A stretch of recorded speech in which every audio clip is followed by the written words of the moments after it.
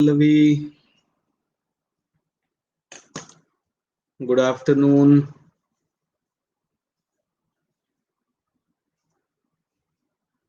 चलिए कुछ और लोग भी ज्वाइन कर लें क्लास को, उसके बाद डिस्कशन स्टार्ट करेंगे हम लोग।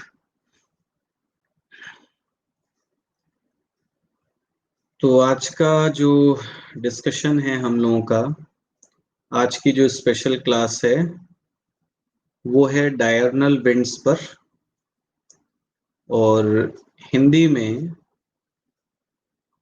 इनको हम कहते हैं दैनिक पवने। वेलकम आदिति, फरिया। तो डायरनल विंड्स, दैनिक पवने, आज हम लोग डिस्कस करेंगे। आज की जो स्पेशल क्लास है हमारी।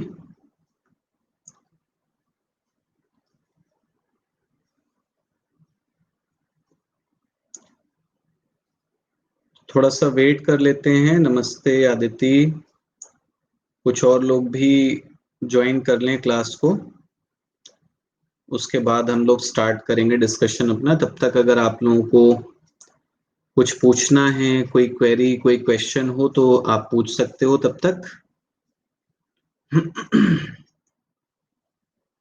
थोड़ा सा वेट कर लेते हैं, 2-3 मिनट का। So if there is anything you want to ask तो पूछ सकते हो। तो अभी हम लोगों का इस वीक जितनी भी स्पेशल क्लासेस आएंगी अप टू सैटरडे, ये हम लोग पूरा विंड्स को लेकर के चलेंगे। आज डायरनल विंड्स यानी कि दैनिक पवने पढ़ रहे हैं हम लोग, और फिर हम लोग कल की क्लास में लोकल विंड्स, स्थानीय पवने पढ़ेंगे। एंड आफ्टर दैट हम लोग सीजनल विंड्स पर आएंगे, यानी कि मॉनसून के बारे में चर्चा होगी। ठीक है।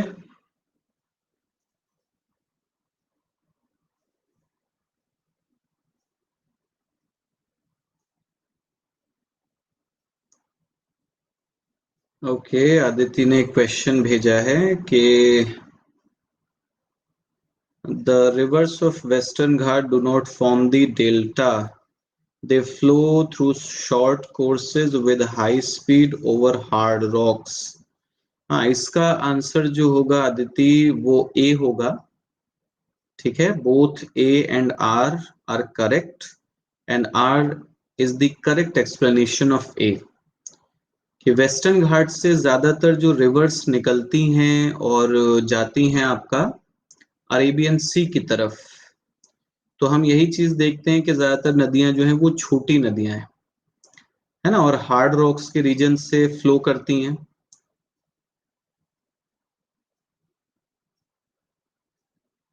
हाँ बिल्कुल बिल्कुल, east flowing rivers delta form करेंगी।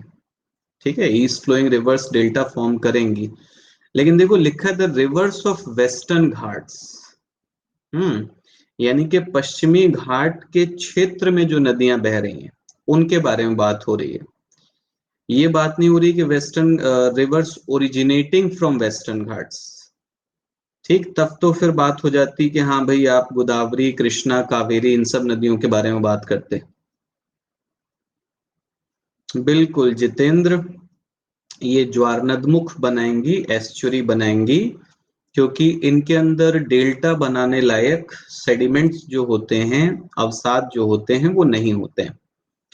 ठीक है, तो ए और आर दोनों करेक्ट हैं और एक्सप्लेनेशन भी करेक्ट है, तो इसका आंसर जो हो जाएगा वो ए हो जाएगा। ठीक है। हाँ, फिर से मैंने ये बताया कि जो देखो स्टेटमेंट क्या लिखा है, the rivers of Western Ghats. Reverse of Western Ghats यानी कि पश्चिमी घाट की नदियां जो पश्चिमी घाट के क्षेत्र में बह रही हैं। ये नहीं लिखा है the reverse originating from western Ghats, क्योंकि गोदावरी, कृष्णा, कावेरी की जब आप बात करते हो वो पश्चिमी घाट के क्षेत्र में नहीं बहती है ना, वहां से निकल करके फिर वो आगे बहती हैं, वो पूरा जो डेक्कन प्लेट्यू का रीजन है उसके क्षेत्र में बहती हैं। ठीक, तो स्मॉल रिवर्स हैं वो छोटी नदियां जो भी अरेबियन सी की तरफ जाती हैं, हार्ड रॉक्स के रीजन में हाँ, हार्ड रॉक्स के रीजन में बहती है, इसलिए उनके अंदर सेडिमेंट्स जो है, मिट्टी जो है वो इतनी ज्यादा नहीं होती है कि वो डेल्टा का फॉर्मेशन कर पाए। ओके, चलो अच्छा, तो शुरू करते हैं। हम लोगों का डिस्कशन जो है आज का वो है डायरनल विंड्स यानी कि दैनिक पवनों पर। स्टार्ट करते हैं अपने डिस्कशन को हम लोग। तो देखिए, जब हम डायरनल विंड्स की बात करते हैं, दैनिक पवने, तो समझिए कि दैनिक पवनों का, डायरनल विंड्स का मतलब क्या होता है। जब भी हम अपनी पृथ्वी की सतह पर विंड्स को पढ़ते हैं, पवनों को पढ़ते हैं, तो हमें पवनों का एक प्रकार देखने को मिलता है जिनको हम कहते हैं टेम्पररी विंड्स, यानी कि स्थानीय अस्थायी पवने, टेम्पररी विंड्स। तो अस्थायी पवनों को आप ये बोल सकते हो कि ये ऐसी विंड्स होंगी जो एक पर्टिकुलर टाइम पीरियड के लिए, एक निश्चित समय के लिए उत्पन्न होंगी, कुछ समय तक चलेंगी और फिर ये क्या हो जाएंगी, समाप्त हो जाएंगी। तो जब हम इन अस्थायी पवनों में देखते हैं कि कौन कौन सी विंड्स हमें यहाँ पर देखने को मिलेंगी, तो इन्हीं टेम्पररी विंड्स में ही हमें मिलती हैं डायरनल विंड्स यानी कि दैनिक पवने। गुड आफ्टरनून दीप्तांशु, नमस्ते। तो बात कर लेते हैं कि ये डायरनल विंड्स, ये दैनिक पवने क्या होती हैं, कहां पर चलती हैं और किस तरीके से इनका मूवमेंट, इनका संचलन हमें देखने को मिलता है। हाँ, बस दीप्तांशु भी स्टार्ट किया है, वेलकम शालिनी। तो शुरू करते हैं, बात करते हैं। चलिए देखिए, डायरनल विंड्स में, दैनिक पवनों में सबसे पहली चीज जो हमें समझनी है वो है कि हम यहाँ पर किन विंड्स के बारे में बात कर रहे हैं। भाई, डायरनल विंड्स, दैनिक पवने, मतलब क्या है, मीनिंग क्या है इसका। तो अगर आप मीनिंग देखोगे तो आप समझिए कि हम ऐसी विंड्स के बारे में बात कर रहे हैं, ऐसी पवनों के बारे में बात कर रहे हैं जिन पवनों का हमें साइक्लिक फ्लो देखने को मिलता है, चक्रीय प्रवाह।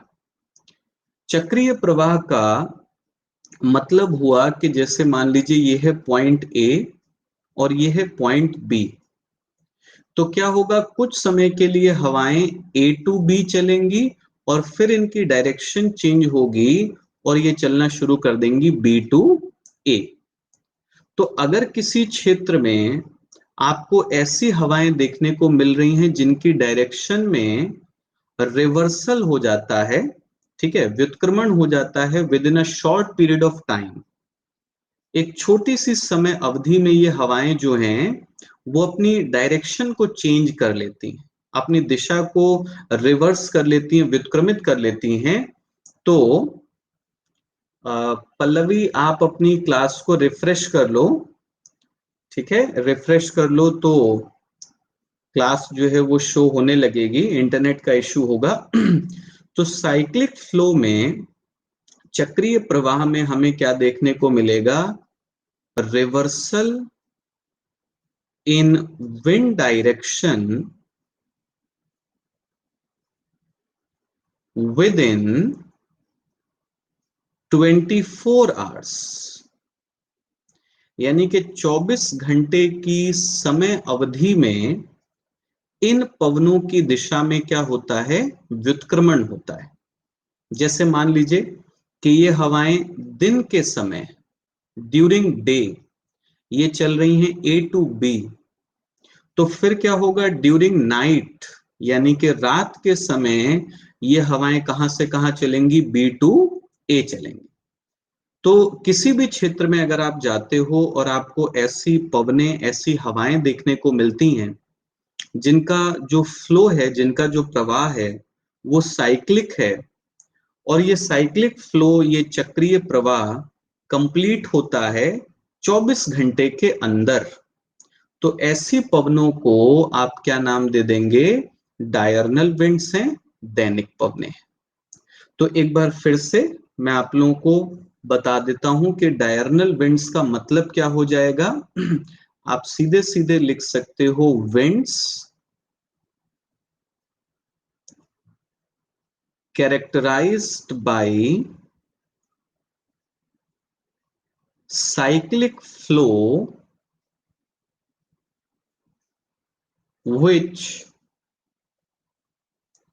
gets completed within 24 hours। ऐसी पवनें जिनकी विशेषता चक्रीय प्रवाह होती है, चक्रीय प्रवाह होती है, जो 24 घंटे की अवधि में संपन्न हो जाता है, जो 24 घंटे की अवधि में संपन्न हो जाता है, कंप्लीट हो जाता है। अब जो मेन चीज है वो है कि इन पवनों के एग्जाम्पल्स क्या है, इनके उदाहरण क्या है। तो अगर आप डायरनल विंड्स के एग्जाम्पल्स देखोगे, उदाहरण देखोगे, तो यहां पर हमें क्या देखने को मिलेगा, sea breeze and land breeze, समुद्री समीर तथा स्थलीय समीर। और दूसरा आप देखोगे तो सेकंड हमें देखने को मिलेगा mountain breeze and valley breeze. ठीक है, mountain breeze and valley breeze यानी कि पर्वतीय समीर तथा घाटी समीर। तो इन्हीं हवाओं को टेक्निकल लैंग्वेज में, तकनीकी भाषा में क्या कह देते हैं हम, कि ये हैं डायरनल विंड्स, ये हैं दैनिक पवनें। ठीक है, तो एक एक करके इन दोनों विंड्स के बारे में हम लोग बात करेंगे, चर्चा करेंगे।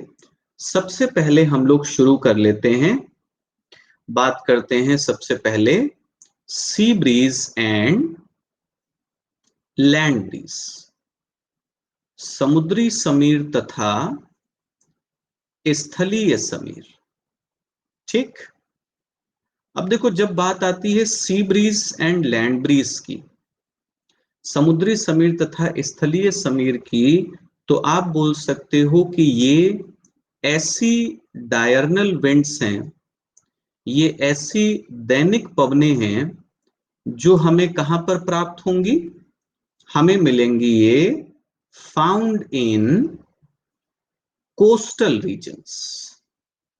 ठीक है, यह पवनें हमें कहां पर प्राप्त होंगी, तटवर्ती क्षेत्रों में प्राप्त होंगी। ठीक, और दूसरी चीज हम क्या देखेंगे, इन पवनों की जो विशेषता होगी, इनकी विशेषता हमें देखने को मिलेगी cyclic flow between coastal land masses and adjacent oceans। यानी कि इन पवनों का हमें क्या देखने को मिलेगा, चक्रीय प्रवाह। और ये चक्रीय प्रवाह किस किस के बीच में होगा, ये चक्रीय प्रवाह होगा तटवर्ती स्थलखंडों तथा समीपवर्ती महासागरों के बीच। तो हम यहां पर एक्चुअली उन विंड्स के बारे में बात कर रहे हैं, उन पवनों के बारे में बात कर रहे हैं कि अगर हम तटवर्ती इलाकों में जाएं, तटवर्ती क्षेत्रों में जाएं, तो तटवर्ती क्षेत्रों में हमें कुछ पवनें देखने को मिलती हैं, कुछ विंड्स देखने को मिलती हैं, जिनका प्रवाह होता है जो हमारा कोस्टल लैंडमास है, जो तटवर्ती स्थल खंड है, और जो समीपवर्ती महासागर हैं, एडजेसेंट ओशंस। तो इन स्थल खंडों और इन महासागरों के बीच में इन विंड्स का, इन पवनों का हमें क्या देखने को मिलता है, साइक्लिक फ्लो यानी कि चक्रीय प्रवाह। नमस्ते अंबुज। तो इन्हीं विंड्स को हम बोल रहे हैं sea breeze and land breeze, समुद्री समीर तथा स्थलीय समीर। अब ये तो हो गया कि जब हम समुद्री समीर और स्थलीय समीर की बात करते हैं तो हम किन विंड्स के बारे में बात कर रहे हैं, किन पवनों के बारे में बात हो रही है। दूसरा पॉइंट, यहां से हम ये समझें कि इन हवाओं के चलने का रीजन क्या होता है, इन पवनों के चलने का आखिर कारण क्या होगा, क्यों ये हवाएं चलती हैं तटवर्ती स्थल खंडों और महासागरों के बीच में। तो इसका कारण आपको देखने को मिलेगा differential heating and cooling of land surface and water surface. स्थलीय सतह तथा जलीय सतह का अलग अलग दरों पर ऊष्मन एवं शीतलन।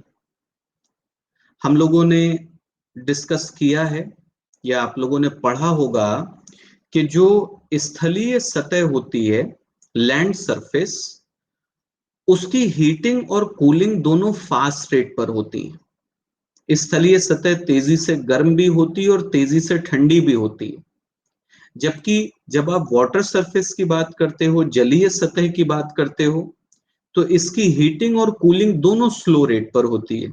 यानी कि जलीय सतह धीमे धीमे गर्म होती है और धीमे धीमे ही ठंडी होती है। तो ये जो चीज हम लोग देखते हैं ना कि स्थलीय सतह और जलीय सतह अलग अलग दर पर गर्म और ठंडी होती हैं, इसी का परिणाम हमें देखने को मिलती हैं sea breeze and land breeze, समुद्री समीर तथा स्थलीय समीर। तो थोड़ा सा अब मैकेनिज्म पर चल लेते हैं, इनकी क्रियाविधि पर चल लेते हैं कि क्रियाविधि क्या होती है, किस तरीके से इन हवाओं का जन्म होता है, उत्पत्ति होती है। तो देखो मैकेनिज्म, अगर हम क्रियाविधि की बात करें तो सबसे पहले हम देखेंगे ड्यूरिंग डे, यानी कि दिन के समय। तो दिन के समय हमें दो चीजें देखने को मिलेंगी। क्या होगा, सबसे पहले आप देखोगे एक तरफ आपको देखने को मिलेगा heating of land surface at fast rate, स्थलीय सतह का ऊष्मन तीव्र दर पर, और दूसरी तरफ आप देखोगे heating of water surface at slow rate, यानी कि जलीय सतह का ऊष्मन धीमी दर पर, मंद दर पर। तो ये दो चीजें हमें देखने को मिलेंगी कि जब दिन का समय होगा तो स्थलीय सतह भी गर्म होगी और जलीय सतह भी गर्म होगी, लेकिन दोनों सरफेसेस की जो हीटिंग है, दोनों सतहों का जो ऊष्मन है, वो सेम रेट पर ना होकर के अलग अलग रेट पर होता है। स्थलीय सतह तेजी से गर्म होती है और जलीय सतह जो है वो धीमी दर पर गर्म होती है। अब इसका परिणाम हम क्या देखेंगे, क्योंकि देखिए लैंड सरफेस अगर तेजी से गर्म हो रही है तो यहां पर आप क्या देखोगे, टेम्परेचर बिकम्स हाई, जो तापमान है वो अधिक हो जाता है। ऑब्वियस सी चीज है, स्थलीय सतह अगर तेजी से गर्म होगी तो उसका तापमान अधिक हो जाएगा। और दूसरी तरफ आप देख रहे हो कि जलीय सतह धीमी दर पर गर्म हो रही है, तो इसका परिणाम हम देखेंगे टेम्परेचर रिमेन्स रिलेटिवली लो, तापमान जो है वो तुलनात्मक रूप से नीचा बना रहता है। मतलब स्थलीय सतह के कंपैरिजन में, स्थलीय सतह की तुलना में जलीय सतह का जो तापमान है वो कैसा बना रहता है, कम बना रहता है। अब क्योंकि हम सब लोग जानते हैं कि टेम्परेचर और एयर प्रेशर तापमान और वायु दाब, इन दोनों के बीच का जो संबंध होता है, इन दोनों के बीच का जो रिलेशन होता है, वो इनवर्स रिलेशन होता है। यानी कि तापमान अगर अधिक होगा तो एयर प्रेशर लो होगा, और तापमान अगर लो होगा तो एयर प्रेशर ज्यादा होगा। तो अब क्योंकि आप देख रहे हो स्थलीय सतह पर तापमान अधिक है, तो इसका परिणाम हम क्या देखते हैं? इसका परिणाम हमें देखने को मिलता है कि pressure becomes low. Good afternoon, good afternoon. और दूसरी तरफ आप देखोगे कि यहां पर क्योंकि टेम्परेचर लो है, तापमान कम है, तो यहां पर हम क्या देखेंगे कि pressure becomes high. It's okay, कोई बात नहीं। जो दबाव है वो कैसा हो जाता है? जलीय सतह के ऊपर अधिक हो जाता है। अब ये जो चीज आप लोग देख रहे हो कि एक जगह पर लो प्रेशर है, न्यून दबाव है, और दूसरी जगह पर हाई प्रेशर है, उच्च दबाव है, तो इसी का रिजल्ट, इसी का परिणाम हमें क्या देखने को मिलेगा? हम लोग ज्योग्राफी में यही पढ़ते हैं कि जब एक जगह पर हाई प्रेशर होता है, उच्च दबाव होता है, और दूसरी जगह पर लो प्रेशर होता है, न्यून दबाव होता है, तो हमें क्या देखने को मिलता है कि जो विंड मूवमेंट है वो हमेशा high pressure to low pressure होता है। तो अब अगर आप यहां पर देख रहे हो कि तटवर्ती क्षेत्र में, कोस्टल रीजन में, ओशन के ऊपर हाई प्रेशर बन जाता है और लैंड के ऊपर लो प्रेशर बन जाता है ड्यूरिंग डे। तो इसी का परिणाम आपको क्या देखने को मिलेगा? इसी का रिजल्ट आपको देखने को मिलेगा कि दिन के समय हवाएं जो हैं वो महासागर से किधर चलेंगी? स्थल की तरफ चलेंगी। और जो हवाएं महासागर से स्थल की तरफ आएंगी, उन्हीं हवाओं को हम क्या बोलेंगे? कि वो कहलाएगा आपका सी ब्रीज है। ठीक। तो ड्यूरिंग डे, दिन के समय हमें क्या देखने को मिलेगा? ड्यूरिंग डे हम लोग देखेंगे कि विंड्स स्टार्ट ब्लोइंग। नमस्ते रवीश, वेलकम, स्वागत है क्लास में आपका। Winds start blowing from ocean towards land. पवनें महासागर से स्थल की ओर चलने लगती हैं। और जब पवनें महासागर से स्थल की ओर चलती हैं, तो मैं आपको बोल रहा हूं कि इन्हीं पवनों को क्या कहा जाएगा? सी ब्रीज कहा जाएगा, समुद्री समीर कहा जाएगा। तो समुद्री समीर क्या होता है, और समुद्री समीर कहां से कहां चलता है, कब चलता है, ये हम लोगों ने यहां पर देख लिया। अब एक चीज और समझ लो कि क्या इस सी ब्रीज का कोई इफेक्ट होता है, क्या इसका कोई प्रभाव होता है? तो एक बहुत नॉर्मल सी चीज है कि अगर ये हवाएं महासागर से स्थल की तरफ आ रही हैं, तो ये अपने साथ मॉइस्चर लेकर के आएंगी।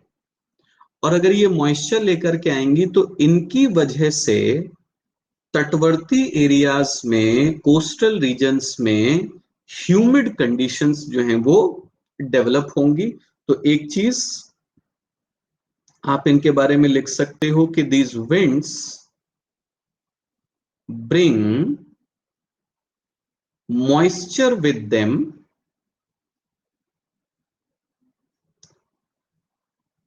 Due to which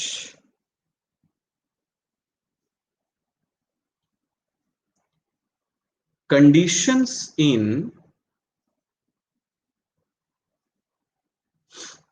coastal areas become humid। ठीक है। बहुत ही सिंपल तरीके से हमने देखा कि जो सी ब्रीज है, जो जो समुद्री समीर है, जब ये दिन के समय महासागर से लैंड की तरफ आएगी तो हमें क्या देखने को मिलेगा कि यह पवनें अपने साथ मॉइस्चर लेकर के आएंगी, अपने साथ नमी लेकर के आएंगी। और जब ये अपने साथ नमी लेकर के आएंगी तो उससे हमें क्या देखने को मिलेगा, तटवर्ती क्षेत्रों में आर्द्र दशाओं का निर्माण हो जाएगा। यानी कि आप कोस्टल एरियाज में जाओगे, तटवर्ती क्षेत्रों में आप अगर जाओगे तो वहां पर जो दशाएं हैं वो कैसी होंगी, ह्यूमिड होंगी। किसकी वजह से, सी ब्रीज की वजह से।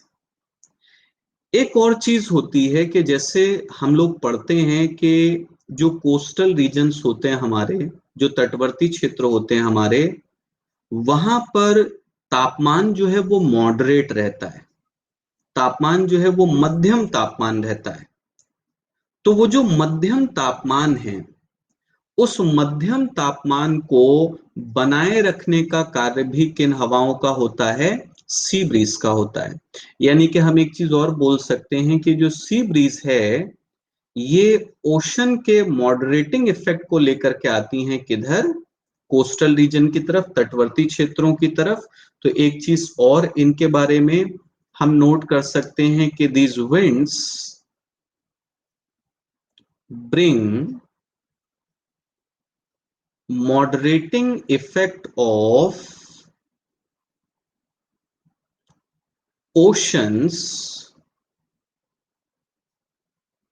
towards coastal region। यह पवनें महासागरों के मध्यमकारी प्रभाव को तटवर्ती क्षेत्र की ओर लेकर आती है। महासागरों के मध्यमकारी प्रभाव को तटवर्ती क्षेत्र की ओर लेकर के आती हैं, और इसी की वजह से हमें क्या देखने को मिलता है, इसी की वजह से हम देखते हैं moderate climatic conditions of coastal areas. तटवर्ती क्षेत्रों की मध्यम जलवायविक दशाएं, जिसमें गर्मियों और सर्दियों में जो तापमान होता है वो बहुत ज्यादा डिफरेंट नहीं होता है। ना तो गर्मियों में तापमान बहुत ज्यादा बढ़ता है और ना ही सर्दियों में तापमान बहुत ज्यादा घटता है। ठीक है, तो ये तो हमने देखा ड्यूरिंग डे, के दिन के समय हमें क्या कंडीशंस देखने को मिलती हैं। अब अगर हम बात करें कि जब तटवर्ती क्षेत्रों में रात होगी, ड्यूरिंग नाइट, तो रात के समय हमें क्या देखने को मिलेगा, रात के समय भी हम देखेंगे कि कूलिंग होगी, शीतलन होगा। किसका, सबसे पहले आप देखोगे cooling of land surface at fast rate, स्थलीय सतह का शीतलन तीव्र दर पर। और दूसरी तरफ आप देखोगे cooling of water surface at slow rate, जलीय सतह का शीतलन धीमी दर पर।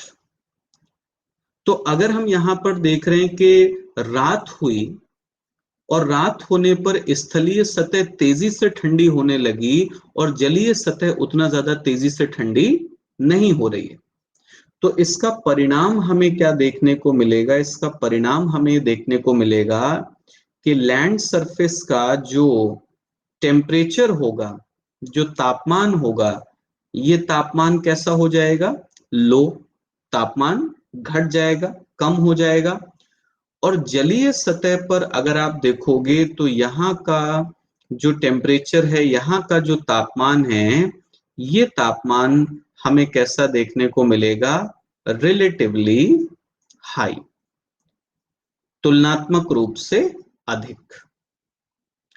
तो रात के समय हम ये चीज देखते हैं कि महासागरों का जो तापमान होता है वो स्थल खंडों की तुलना में अधिक हो जाता है।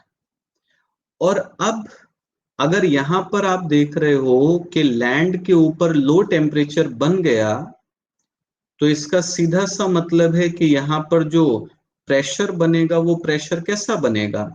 हाई। जो दबाव है वो अधिक बनेगा, क्योंकि टेम्परेचर लो है।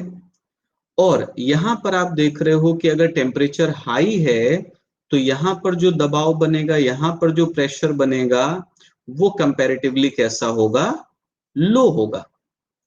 यानी कि रात के समय क्या हुआ है कि जो प्रेशर ग्रेडियंट है वो उल्टा हो गया, प्रेशर ग्रेडियंट का रिवर्सल हो गया है। ठीक है। और अगर प्रेशर ग्रेडियंट का दाब प्रवणता का व्युत्क्रमण हुआ, तो अब यहां पर हमें क्या देखने को मिलेगा कि इस हाई प्रेशर से हवाएं चलना शुरू कर देंगी इधर, ये जो लो प्रेशर है, ये जो न्यून दबाव है, इसकी तरफ। ठीक है। तो ड्यूरिंग नाइट क्या लिखेंगे हम कि ड्यूरिंग नाइट, रात के समय हमें क्या देखने को मिलेगा? Wind movement occurs from land region towards ocean। ठीक है। रात के समय पवन संचलन स्थलीय क्षेत्र से महासागर की ओर होता है, स्थलीय क्षेत्र से महासागर की ओर होता है। और इसको हम क्या लिखते हैं? इसको हम लिखते हैं लैंड ब्रीज, यानी कि स्थलीय समीर। तो इस तरीके से हमने देखा कि सी ब्रीज और लैंड ब्रीज क्या होती है, उसके बारे में हम लोगों ने बात की। अब जो हमारी दूसरी डायरनल विंड्स हैं, दूसरी जो हमारी दैनिक पवनें हैं, उनके बारे में बात कर लेते हैं। तो दूसरी डायरनल विंड्स हमारी क्या है? Mountain breeze and valley breeze. ठीक है। पर्वतीय समीर तथा घाटी समीर, mountain breeze and valley breeze, पर्वतीय समीर तथा घाटी समीर। अब जैसा कि नाम से आप लोगों को क्लियर हो रहा है कि यहां पर हम ऐसी विंड्स के बारे में बात कर रहे हैं, ऐसी पवनों के बारे में हम लोग बात कर रहे हैं, जो विंड्स, जो पवनें हमें कहां पर देखने को मिलेंगी? ये हमें देखने को मिलेंगी इन माउंटेनस एरियाज। ठीक है। ये हमें कहां पर प्राप्त होंगी? पर्वतीय क्षेत्रों में। ठीक। और पर्वतीय क्षेत्रों में हमें क्या देखने को मिलेगा? पर्वतीय क्षेत्रों में हमें देखने को मिलेगा cyclic flow between mountain slopes and valleys. यानी कि पर्वतों में जो पर्वतीय ढलान होते हैं और जो घाटियां होती हैं, इन पर्वतीय ढलानों और घाटियों के बीच में इन हवाओं का क्या होगा? चक्रीय प्रवाह होगा, साइक्लिक फ्लो होगा। तो ये जो विंड्स हैं, जिन विंड्स को हम लोग mountain breeze and valley breeze बोल रहे हैं, पर्वतीय समीर तथा घाटी समीर हम बोल रहे हैं, ये हवाएं हमें कहां पर मिलती हैं? पर्वतीय क्षेत्रों में प्राप्त होती हैं। और पर्वतीय क्षेत्रों में अगर आप देखोगे तो इनका जो फ्लो होगा, इनका जो प्रवाह होगा, वो चक्रीय प्रवाह होगा पर्वतीय ढलानों और घाटियों के बीच में। अब सवाल ये आता है कि ये जो हवाएं पर्वतीय क्षेत्रों में चलती हैं, इन हवाओं के चलने का कारण क्या होगा? तो देखिए, इन हवाओं के चलने का जो कारण हमें देखने को मिलेगा, वो आपको देखने को मिलेगा difference in density of atmospheric gases, वायुमंडलीय गैसों के घनत्व में अंतर। कैसा अंतर? तो यहां पर हम दो क्षेत्रों के बारे में बात कर रहे हैं। एक है हमारा माउंटेन स्लोप, यानी कि पर्वतीय ढलान, और दूसरी तरफ है हमारा वैली फ्लोर, घाटी की तली। तो जो माउंटेन स्लोप है, जो पर्वतीय ढलान है, इसको आप देख रहे हो कि इसका एलिवेशन जो है वो अधिक है, हाई एलिवेशन है, ऊंचाई अधिक है समुद्र तल से। और वैली फ्लोर को अगर आप देखोगे, घाटी की तली को अगर आप देखोगे, तो इसका जो एलिवेशन हमें देखने को मिल रहा है वो कैसा एलिवेशन है? लो एलिवेशन है, न्यून ऊंचाई है समुद्र तल से। और हम सब लोग जानते हैं कि आप समुद्र तल से जैसे जैसे ऊपर जाते हो, जो गैसों का घनत्व होता है, जो गैसों की डेंसिटी होती है, वो क्या होती चली जाती है? कम होती चली जाती है। यानी कि अगर हाई एलिवेशन है, अधिक ऊंचाई है, तो यहां पर आपको क्या देखने को मिलेगा? लो डेंसिटी ऑफ गैसेस, गैसों का न्यून घनत्व। और यहां पर आप देखोगे कि अगर एलिवेशन लो है, तो यहां पर आप क्या देखेंगे? High density of gases. ठीक है, गैसों का अधिक घनत्व। अब ये जो चीज आपने देखी कि there is a difference in density of atmospheric gases, वायुमंडलीय गैसों के घनत्व में हमें अंतर प्राप्त हो रहा है। तो आप यहां से एक चीज और समझिए कि ये जो डेंसिटी में हमें डिफरेंस मिलता है, ये जो हमें घनत्व में अंतर मिलता है, इस अंतर की आउटकम क्या है, इसका परिणाम क्या है? तो इस अंतर की आउटकम हम देखते हैं, difference in temperature of gases, गैसों के तापमान में अंतर होता है। सिंपल सी चीज है कि ये जो घाटी की तली के पास की गैसें हैं, ये तुलनात्मक रूप से गर्म होती हैं, और माउंटेन स्लोप के पास की जो गैसें हैं, पर्वतीय ढलानों के पास की जो गैसें हैं, ये तुलनात्मक रूप से ठंडी होती हैं। क्यों ठंडी होंगी? क्योंकि इनकी जो डेंसिटी है, इनका जो घनत्व है, वो कैसा है? लो है।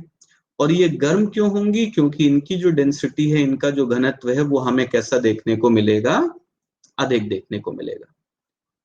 तो ये हमने समझा कि जो हमारी माउंटेन ब्रीज और वैली ब्रीज है, पर्वतीय समीर और घाटी समीर, इसके लिए उत्तरदायी कारक क्या होते हैं, क्यों ये हवाएं चलती हैं। अब आप आ जाइए इनकी मैकेनिज्म पर, कि इनकी क्रियाविधि क्या है। तो देखो, क्रियाविधि में हम फिर से वही चीज देखेंगे कि जब हम दिन के समय देखते हैं, तो अब एक नॉर्मल सी चीज है कि अगर दिन है तो सनलाइट आ रही होगी, सूर्य का प्रकाश आ रहा होगा, यानी कि सोलर एनर्जी मिल रही होगी। तो हमें एक चीज देखने को मिलती है कि जब पहाड़ों में दिन निकलता है, तो हम देखते हैं gases present near valley floor,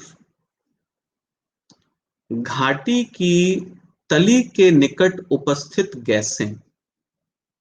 ये गैसें क्या करती हैं? क्योंकि इनकी डेंसिटी अधिक है, इनका घनत्व अधिक है, हम देखते हैं these gases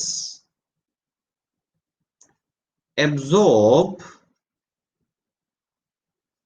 large amount of solar energy and they become warm and light. क्या होता है, हम देख रहे हैं दिन के समय हमें क्या देखने को मिलेगा, हमें देखने को मिल रहा है कि यह गैसें बड़ी मात्रा में सौर ऊर्जा को अवशोषित करती हैं, बड़ी मात्रा में सौर ऊर्जा को अवशोषित करती हैं तथा गर्म एवं हल्की हो जाती, गर्म एवं हल्की हो जाती। ठीक, मतलब अगर हम एक डायग्राम से इस चीज को समझने का थोड़ा सा प्रयास करें, मान लीजिए कि ये एक माउंटेन है और इसके पास हम देखें कि एक और माउंटेन है। अब यहां पर इन क्षेत्रों को हम बोल रहे हैं कि ये है माउंटेन स्लोप्स। ठीक है, ये पर्वतीय ढलान है और यहां पर हम इस क्षेत्र को देख रहे हैं कि ये है घाटी की तली, वैली फ्लोर। तो क्योंकि हमने पढ़ा कि इस जगह की ये जो गैसेस हैं, ये गैसें अधिक डेंसिटी वाली हैं, अधिक सघनता वाली हैं, इसलिए जब सन से एनर्जी आएगी, सूर्य से ऊर्जा आएगी, तो ये गैसें उस ऊर्जा को ज्यादा एब्जॉर्ब कर लेंगी, ज्यादा अवशोषित कर लेंगी। और क्या मैंने बताया कि जब ये गैसें ऊर्जा को ज्यादा अवशोषित कर लेती हैं तो ये कैसी हो जाती हैं, वार्म एंड लाइट, गर्म तथा हल्की। वेलकम इंदु, शिवांगी, स्वागत है आप दोनों का क्लास में। तो अब आप जरा सोचो कि अगर घाटी की तली में ये जो गैसेस हैं ये गर्म और हल्की हो गई, तो आपको पता है कि हल्की गैसें जो होती हैं वो हमेशा राइज करती, अपवर्ड मूवमेंट करती। तो होता यह है कि वैली फ्लोर के पास की ये गर्म और हल्की गैसें ऊपर की तरफ मूव करना शुरू कर देती हैं, और जब ये गैसें ऊपर की तरफ मूव करती हैं, संचलन करती हैं, तो इन्हीं गैसों को हम क्या कहते हैं, इनको कहा जाता है वैली ब्रीज, घाटी समीर। वेलकम चंद्र। तो अगर कोई आपसे पूछेगा कि जब हम पर्वतीय समीर और घाटी समीर पढ़ते हैं तो वैली ब्रीज जो होती है, घाटी समीर जो होती है, वो किस समय चलती है, तो आप ये बोलोगे कि जब हम वैली ब्रीज की बात करते हैं, ठीक है, जब हम घाटी समीर की बात करते हैं, वेलकम पल्लवी, तो ये वैली ब्रीज, इसका जो फ्लो होगा, इसका जो प्रवाह होगा, वो हमें कहां से देखने को मिलेगा, वो हमें देखने को मिलेगा from valley floor towards mountain slope. Welcome Dharmendra. तो ये जो हवाएं हैं जिससे हम घाटी समीर बोल रहे हैं, ये घाटी की तली से पर्वत के ढलान की ओर जा रही हैं। ठीक, और कब चलती हैं, तो इनका फ्लो, इनका प्रवाह आपको देखने को मिलता है ड्यूरिंग डे, यानी के दिन के समय। ठीक है, तो जब आप पर्वतीय समीर और घाटी समीर पढ़ते हो तो उसमें घाटी समीर हमें कब देखने को मिलेगी, दिन के समय देखने को मिलेगी।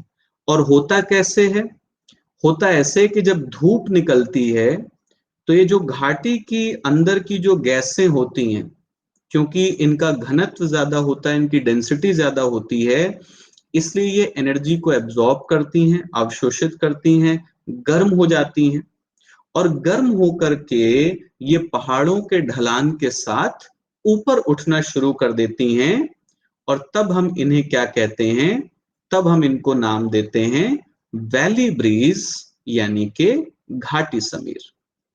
वेलकम सुरेंद्र। तो ये तो हो गया हमारा कि वैली ब्रीज होती क्या है। बट अब एक चीज है कि पहाड़ों में ये जो घाटी समीर चलती है, इसका क्या कोई इफेक्ट, क्या कोई प्रभाव होता है? तो देखो, प्रभाव बहुत सिंपल है। आप थोड़ा सा इमेजिन करो कि घाटी के अंदर की ये जो गैसें हैं, अगर इन गैसों के अंदर नमी हो, मान लीजिए कि जो घाटी के अंदर की गैसें हैं इनके अंदर मॉइस्चर है, नमी है, और तब ये गैसें उत्थान करें, ठीक है, ऊपर उठना शुरू करें, तो हम एक सिंपल सी चीज देखते हैं कि जिन हवाओं के अंदर नमी होती है, जब वो राइज करना शुरू करती हैं, ऊपर उठना शुरू करती हैं, तो उनके अंदर की नमी कंडेंस होती है, संघनित होती है, और संघनित होने पर बनते हैं बादल, और बादल बनेंगे तो उससे क्या होगी? बारिश होगी।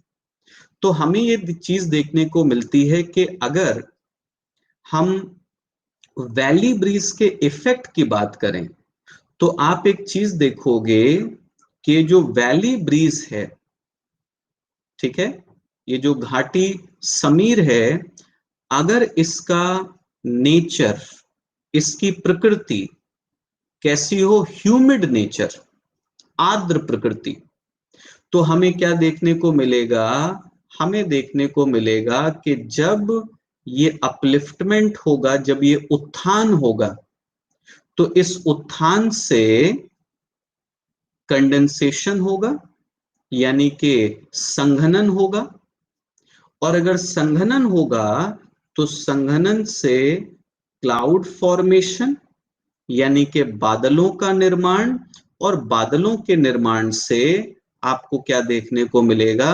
रेनफॉल, यानी कि वर्षा। इसका मतलब अगर प्रीलिम्स में एक सवाल बना कि क्या वैली ब्रीज, क्या घाटी समीर वर्षा कर सकती है, तो आप बिल्कुल बोलेंगे हाँ, एकदम कर सकती है। लेकिन शर्त यह है, कंडीशन ये है कि ये जो हवाएं घाटी से पहाड़ों के ढलानों की तरफ जाती हैं, इन हवाओं के अंदर क्या होनी चाहिए? नमी होनी चाहिए। तो ये मैंने आपको बताया कि वैली ब्रीज होती क्या है, घाटी समीर क्या होती है, और घाटी समीर का प्रभाव क्या होता है। अब जल्दी से हम लोग समझ लेते हैं कि माउंटेन ब्रीज क्या होगी, ठीक है, पर्वतीय समीर क्या होगी। तो अब सुनो, जब पहाड़ों में रात होती है, ड्यूरिंग नाइट, ठीक, पहाड़ों में जब रात होती है, तो हमें एक चीज देखने को मिलती है कि gases present near mountain slopes become extremely cold, dense and heavy। ठीक, रात के समय क्या होता है? पर्वतीय ढलानों के निकट स्थित गैसें, जो पर्वतों के ढलानों के पास जो गैसें होती हैं, वो गैसें अत्यधिक ठंडी, सघन तथा भारी हो जाती। और क्यों ऐसा होता है, मैंने आप लोगों को अभी कुछ देर पहले बताया था कि माउंटेन स्लोप्स के पास की जो गैसें होती हैं, पर्वतीय ढलानों के पास की जो गैसें होती हैं, इनकी डेंसिटी बहुत कम होती है, इनकी सघनता, इनका घनत्व बहुत कम होता है। और क्योंकि घनत्व कम होगा, तो इनके इनके अंदर हीट को रोक करके रखने की क्षमता कम होगी, ऊर्जा को या ऊष्मा को रोक करके रखने की क्षमता कम होगी। और इसीलिए जैसे रात होती है, तो ये ठंडी होना शुरू हो जाती हैं, और गैसें जब ठंडी होती हैं तो वो कॉन्ट्रैक्ट करती हैं, संकुचित होती हैं, और संकुचित होंगी तो डेंस भी हो जाएंगी और भारी भी हो जाएंगी। और अगर ये ठंडी, सघन और भारी हो गई, तो हम क्या देखेंगे कि these gases start moving in downward direction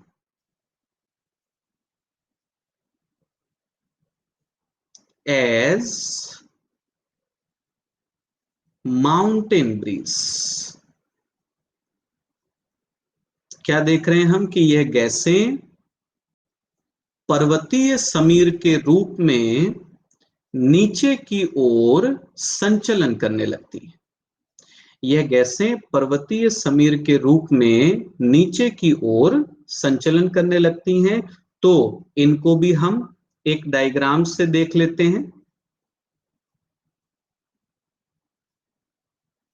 नहीं आदिति, इसमें जो घाटी की जो गैसें होती हैं उनका कोई रोल आपको यहां पर माउंटेन ब्रीज में देखने को नहीं मिलेगा।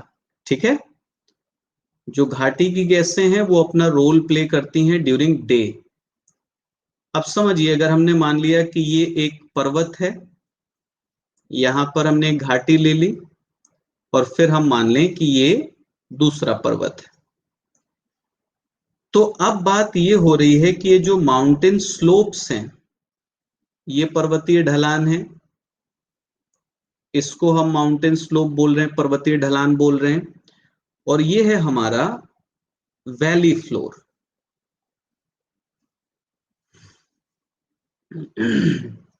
हाँ बिल्कुल बिल्कुल, लेकिन वही चीज है कि थर्मल ग्रेडियंट और प्रेशर ग्रेडियंट तो डेवलप होगा, ऑब्वियस सी चीजें डेवलप होगा, लेकिन हमें उतना ज्यादा डिटेल में जाने की जरूरत नहीं है।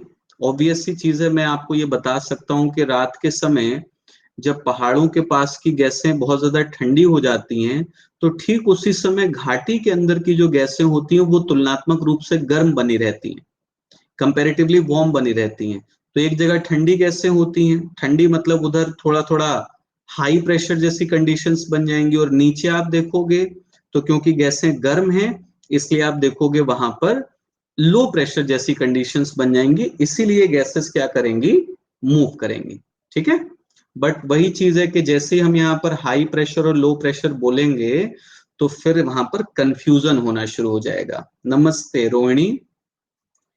तो अभी मैंने आप लोगों को बस ये बताया कि यहाँ की जो गैसें हैं, ये पर्वतीय ढलानों के पास की, ये पर्वतीय ढलानों के पास की गैसें, हम बोल रहे हैं रात के समय ये बहुत ही ज्यादा ठंडी हो गई और ठंडी और भारी होकर के ये क्या करने लगेंगी, नीचे की तरफ जाना शुरू करेंगी, घाटी की तरफ चलना शुरू करेंगी।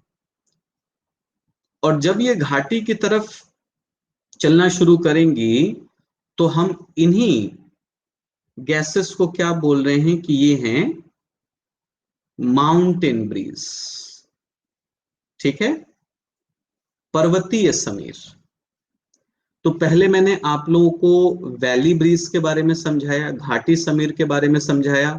अब हमने बात की माउंटेन ब्रीज के बारे में, यानी कि पर्वतीय समीर के बारे में।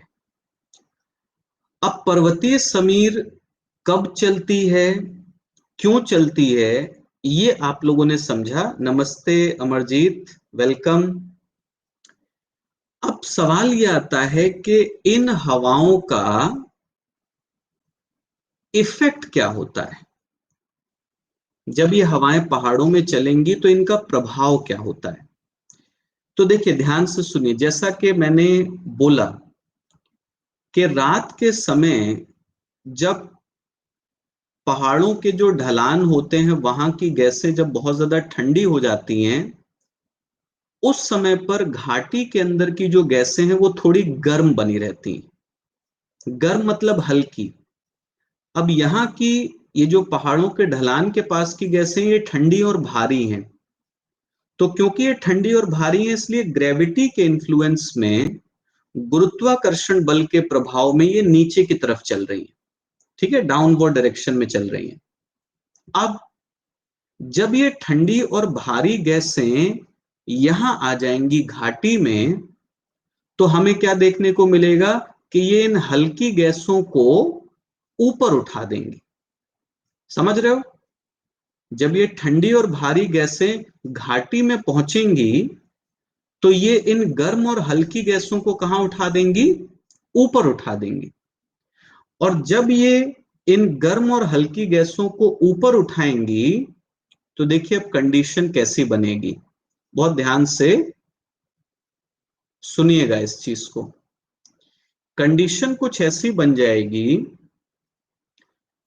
कि रात के समय जब आप इन घाटियों को देखोगे तो इन घाटियों में नीचे ये ठंडी गैसें आकर के इकट्ठा हो जाएंगी, ये ठंडी गैसें एक्यूमुलेट हो जाएंगी, और इनके ऊपर कौन सी गैसें एक्यूमुलेट होंगी, इनके ऊपर गर्म गैसें एक्यूमुलेट होंगी। ठीक है, वैली ब्रीज पर लो प्रेशर होता है क्या? नहीं पल्लवी, मैंने ये बताया था कि वैली ब्रीज घाटी समीर इसलिए चलती है क्योंकि दिन के समय जब धूप निकलेगी तो पहाड़ों के पास की ये जो ऊपर की गैसें हैं इन्हें भी एनर्जी मिलेगी, और ये जो घाटी के अंदर की गैसें हैं इन्हें भी एनर्जी मिलेगी। बट क्योंकि घाटी के अंदर की गैसों की डेंसिटी ज्यादा है, इसलिए ये ज्यादा एनर्जी को एब्जॉर्ब कर लेंगी, ज्यादा ऊर्जा को अवशोषित करेंगी, और ये हो जाएंगी गर्म और हल्की। और हम देखते हैं कि गर्म और हल्की गैसें हमेशा राइज करती हैं। ठीक है, अपलिफ्टमेंट होता है। आप यहां पर ये चीज समझो कि यहां पर गैसों का कोई हॉरिजॉन्टल फ्लो नहीं हो रहा है, ये कहीं ना कहीं हम देख रहे हैं वर्टिकल मूवमेंट है, कि गैसें हल्की होकर के ऊपर उठने लग रही हैं या फिर ठंडी होकर के नीचे आना शुरू हो जा रही हैं। ठीक, तो ये चीज मैंने यहां पर बताई थी। अब जो चीज मैं यहां पर समझा रहा हूं वो ध्यान से सुनिए, कि माउंटेन ब्रीज ठंडी और भारी गैसें लेकर के आई घाटी की तरफ। घाटी में पहले से गर्म और हल्की गैसें थी, तो अब क्या होता है, ये ठंडी और भारी गैसें नीचे इकट्ठा हो गई घाटी के अंदर, और जो गर्म और हल्की गैसें हैं वो इनके ऊपर इकट्ठा हो गई। यहां पर हम बोल रहे हैं कि ये हैं वार्म गैसेस, गर्म गैसें हैं, और नीचे की गैसेस को आप बोल रहे हो कि ये हैं कोल्ड गैसेस। तो अब आप एक चीज देखोगे घाटी के अंदर क्या होगा, कि जब हम नीचे से ऊपर की तरफ जाएंगे तो क्योंकि नीचे ठंडी गैसें हैं ऊपर गर्म गैसें हैं, आपको क्या देखने को मिलेगा कि ऊंचाई बढ़ने पर तापमान बढ़ेगा। ठीक है, एलिवेशन इंक्रीज होने पर टेम्परेचर इंक्रीज करेगा।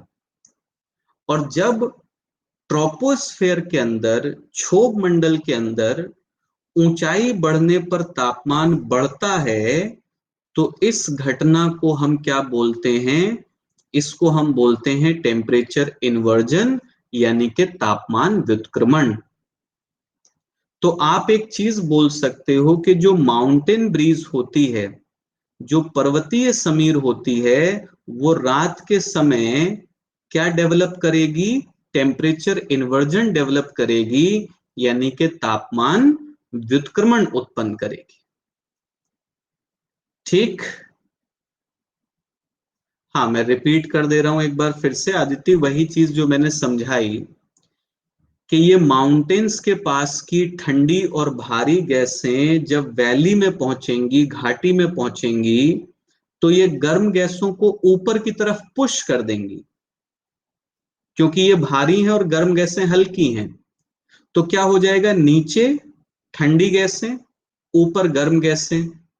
तो अब आप नीचे से ऊपर की तरफ जाओगे तो टेम्परेचर इंक्रीज होगा, और जब भी ट्रोपोस्फेयर में हाइट के साथ टेम्परेचर इंक्रीज करता है, then that condition is called temperature inversion. उसको हम क्या बोलते हैं, तापमान व्युत्क्रमण कहते हैं। ठीक है, तो गाइस आज की ये जो स्पेशल क्लास थी, आज की स्पेशल क्लास में मैंने आप लोगों के साथ चर्चा की डायरनल विंड्स पर। ठीक है, दैनिक पवनों पर। इसमें मैंने आप लोगों को सी ब्रीज, समुद्री समीर, लैंड ब्रीज यानी कि स्थलीय समीर पढ़ाया, और हम लोगों ने बात की माउंटेन ब्रीज यानी कि पर्वतीय समीर और घाटी समीर के बारे में। अब आप सब लोग ध्यान रखिएगा कि कल की जो स्पेशल क्लास है 22 सितंबर, सबसे पहली चीज तो क्लास की टाइमिंग आप लोग याद रखा करिए। क्लास जो है वो 1:15 पर शुरू हो जाती है। कल की क्लास में मैं आप लोगों को क्या पढ़ाने वाला हूं? कल की क्लास में हम लोग पढ़ेंगे लोकल विंड्स, स्थानीय पवनें, चिनूक, हरमट्टान, सिरोको, है ना, लू, शीतलहर, ये ऑल ओवर दी वर्ल्ड, पूरी दुनिया में जितनी भी महत्वपूर्ण लोकल विंड्स चलती हैं, स्थानीय पवनें चलती हैं, ये हम लोग कल की क्लास में पढ़ेंगे। मॉनसून परसों से स्टार्ट हो जाएगा आदिति, ठीक है। कल लोकल विंड्स एक क्लास में हम लोग कंप्लीट करेंगे, एंड 23 से सीजनल विंड्स में मॉनसून पढ़ाऊंगा मैं आप लोगों को। इंडियन मॉनसून पूरा डिटेल में देखेंगे, ठीक है। चलिए, बहुत बहुत धन्यवाद आप सभी लोगों का ये क्लास ज्वाइन करने के लिए। कल की क्लास 1:15 पर आप सब लोग जो हैं वो ज्वाइन कर लीजिएगा। और गाइज, मैं आप लोगों को बता दूं कि देखो, अनअकैडमी पर ये फाउंडेशन कोर्स स्टार्ट हुआ है 16 सितंबर से, और एवरी वेडनेसडे, हर वेडनेसडे एक नया टॉपिक इसमें ऐड होगा। तो अगर आप अपनी पढ़ाई को घर बैठे कंप्लीट प्रिपरेशन यूपीपीएससी की करना चाहते हो, तो आप इस फाउंडेशन कोर्स को ज्वाइन करिए। और इस फाउंडेशन कोर्स को ज्वाइन करने के लिए आपको अनअकैडमी को सब्सक्राइब करना होगा। सब्सक्रिप्शन चार्जेस 1 मंथ के 1400 हैं, 3 मंथ्स का 3500, 6 मंथ का 5600 का है, 12 महीने का 7000 है, और 2 साल का सब्सक्रिप्शन है आपका 8400 का। सब्सक्राइब कर लोगे, ये फाउंडेशन कोर्स ज्वाइन कर लोगे, तो पूरा 1 साल तक जितने भी टीचर्स हैं यूपीपीएससी कैटेगरी में, उन सबकी क्लासेस आप कर सकते हो। आपके डाउट्स क्लियर किए जाएंगे, टेस्ट सीरीज आपको दिया जाएगा, और ये फाउंडेशन कोर्स आपको मिलेगा जिसमें प्रीलिम्स और मेंस का पूरा सिलेबस आपका कवर कराया जाएगा। जब भी गाइज आप लोग सब्सक्राइब करें, तो सब्सक्राइब करते समय ये मेरा रेफरल कोड यूज करना बिल्कुल मत भूलिएगा, नवाजिश.खान। इस रेफरल कोड से आपको फी में 10% का ऑफ मिल जाएगा, 10% की छूट मिल जाएगी। तो कल फिर आप लोगों से मुलाकात होगी 1:15 पर दोपहर में। इसको एक रिचुअल बना लीजिए। देखो, मेरी क्लास जब भी आती है तो 1 या 1:15 आती है। और कल की क्लास में एक बार फिर से मैं बता दूं क्या मैं डिस्कस करूंगा आप लोगों के साथ, लोकल विंड्स यानी के स्थानीय पवनें। तो मिलते हैं कल। Bye bye, take care guys, and thank you so much.